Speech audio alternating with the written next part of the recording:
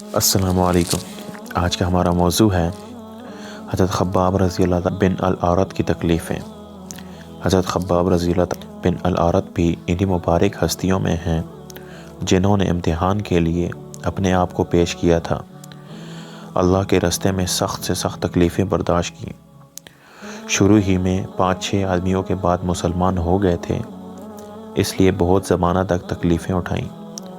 لوہے کی زر پہنا کر ان کو دھوپ میں ڈال دیا جاتا، جس سے گرمی اور تپش کی وجہ سے پسینوں پر پسینے بہتے رہتے تھے۔ اکثر اوقات بالکل سیدھا گرم ریت پر لٹا دیا جاتا، جس کی وجہ سے کمر کا گوشت تک گل کر گر گیا تھا۔ یہ ایک عورت کے غلام تھے۔ اس کو خبر پہنچی کہ یہ حضور اقدس صلی اللہ علیہ وسلم سے ملتے ہیں، تو اس کی سزا میں لوہے کو گرم کر کے ان کے سر کو اس سے داغ دیتی تھی۔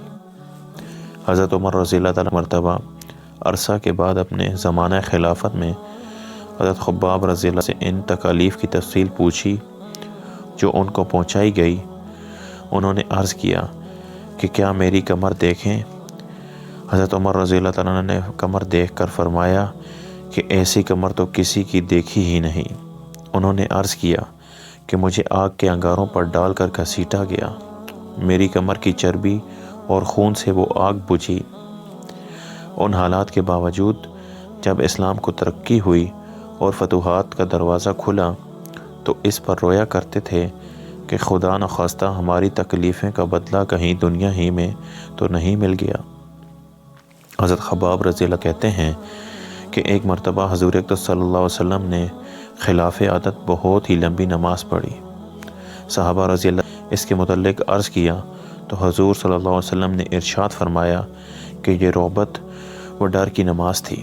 میں نے اس میں اللہ تعالیٰ سے 3 دعائیں کی تھیں، 2 ان میں سے قبول ہوئیں اور ایک کو انکار فرما دیا۔ میں نے یہ دعا کی کہ میری ساری امت قحط سے ہلاک نہ ہو جائے، یہ قبول ہو گئی۔ دوسری یہ دعا کی کہ ان پر کوئی ایسا دشمن مسلط نہ ہو جو ان کو بالکل مٹا دے، یہ بھی قبول ہو گئی۔ تیسری یہ دعا کی کہ ان میں آپس میں لڑائی جھگڑا نہ ہو، یہ بات منظور نہیں ہوئی۔ حضرت خباب رضی اللہ تعالیٰ انتقال 37 ہجری میں ہوا اور کوفہ میں یہ سب سے پہلے صحابی یہاں دفن ہوئے۔ ان کے انتقال کے بعد حضرت علی رضی اللہ تعالیٰ گزر ان کی قبر پر ہوا تو ارشاد فرمایا، اللہ خباب رضی اللہ تعالیٰ عنہ پر رحم فرمائے، اپنی رحبت سے مسلمان ہوا اور خوشی سے ہجرت کی اور جہاد میں زندگی گزار دی اور مصیبتیں برداشت کی۔ مبارک ہے وہ شخص جو قیامت کو یاد رکھے اور حساب کتاب کی تیاری کرے اور گزارا کے قابل مال پر قناعت کرے اور اپنے مولا کو راضی کر لے۔ فائدہ: حقیقت میں مولا کو راضی کر لینا انہی لوگوں کا حصہ تھا کہ ان کی زندگی کا ہر کام مولا ہی کی رضا کے واسطے تھا۔